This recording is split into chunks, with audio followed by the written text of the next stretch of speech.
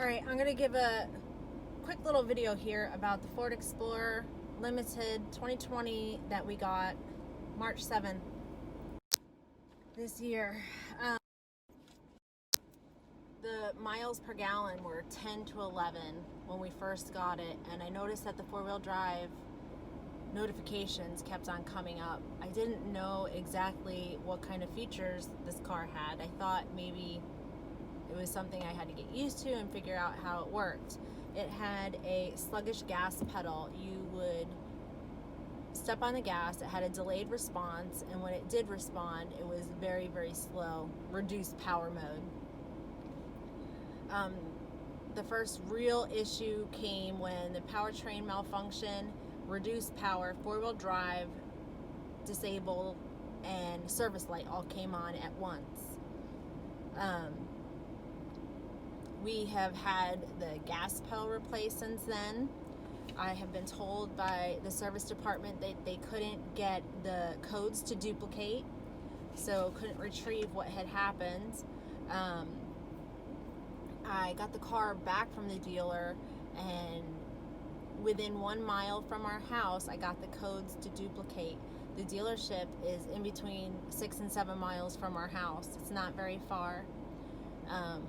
I did notice that whenever the car made left-hand turns only, that's when the four-wheel drive disabled lights would come on. Me and my daughter got the car to duplicate, and we were able to video that. Also, when we were testing out the left-hand turn idea, the car stalled in the middle of a parking lot when we were doing that. The service light did come back on. When the car went back into the shop, I got a picture and a text saying that they found the issue, and it was a gouge that was taken out of the wire harness. They wound up soldering the wires, covering it again, and zip tying it. It's right under the AC compressor in the front hood. The notifications on the dash, every once in a while the windshield washer fluid light will come on and it doesn't work properly. It will come on when it's full. It will only take a cup at a time when you're filling it when it's empty. Still to this day, we don't know exactly what's wrong with it, but it does not work right. The alert with a little coffee cup icon comes on the dash when you haven't been driving very long. The driver's seat is loose. I have complained about it 3 times. Only the dealership in Halstead, Pennsylvania said yes, the driver's seat is loose, and they tightened it. It is still loose. Mike has driven the car, and he said yes, it does shift when you're driving, especially if you make a left turn and then go right. You can feel the whole seat just shift a little bit. The touch screen, when you're going in reverse, it shows an aerial view of the car and what's behind you. It's a split screen, and that would turn blue, as well as the from the bumper back will turn blue. So you can't use the cameras if you wanted to see what was back there. Yes, I know that you can't depend on them, that you should be looking yourself. But if you pay $8,000 for a camera system, you would expect it to work and not be blue.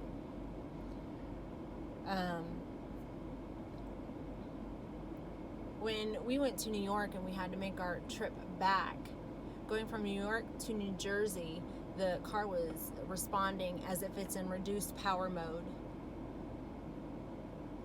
Keep in mind too, I think that rain is an issue with the sensors with this car, because the whole trip from New York to New Jersey to Maryland back to Texas, it rained the entire time, and I had nothing but issues with this car. It was when we got to right through Knoxville, Tennessee, that the powertrain, anti-collision, anti-brakes, and four-wheel drive disabled lights kept on coming up. There's a video of that on the blog, and I had my kids in the car, so I was very nervous. I was very scared.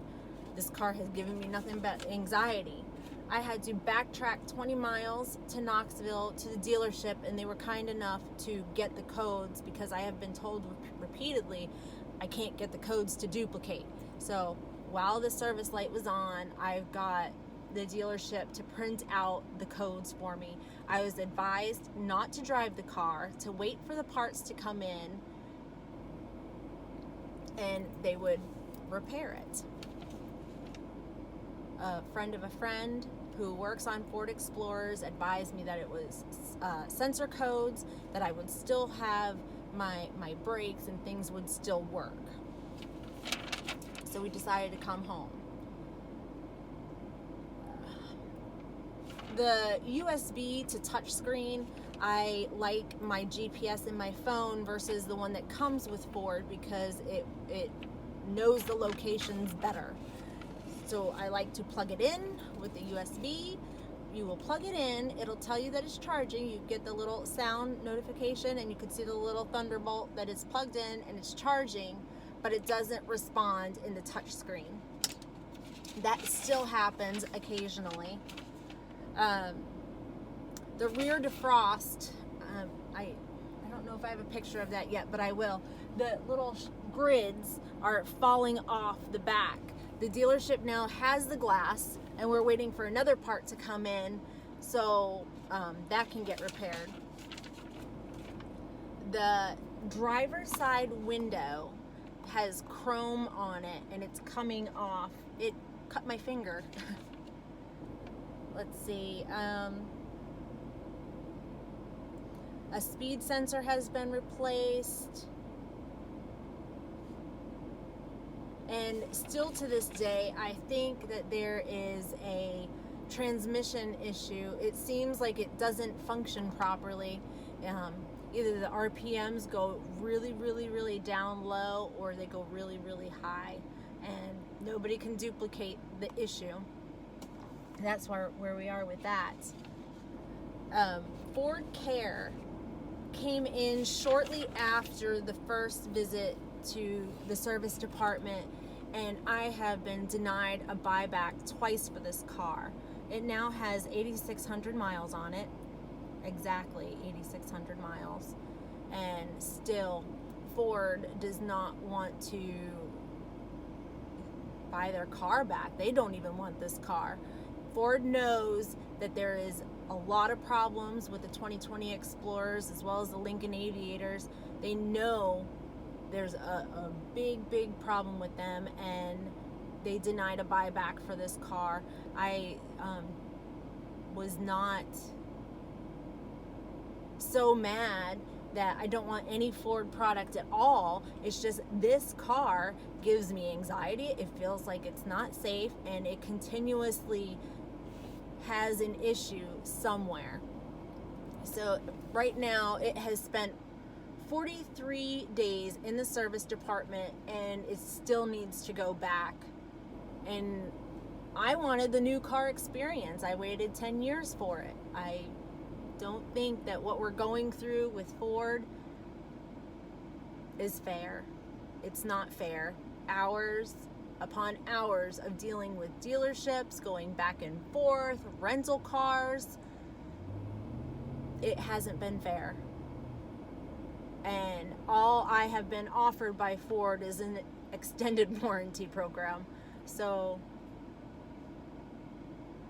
I don't know what would be fair, but what's going on is not right.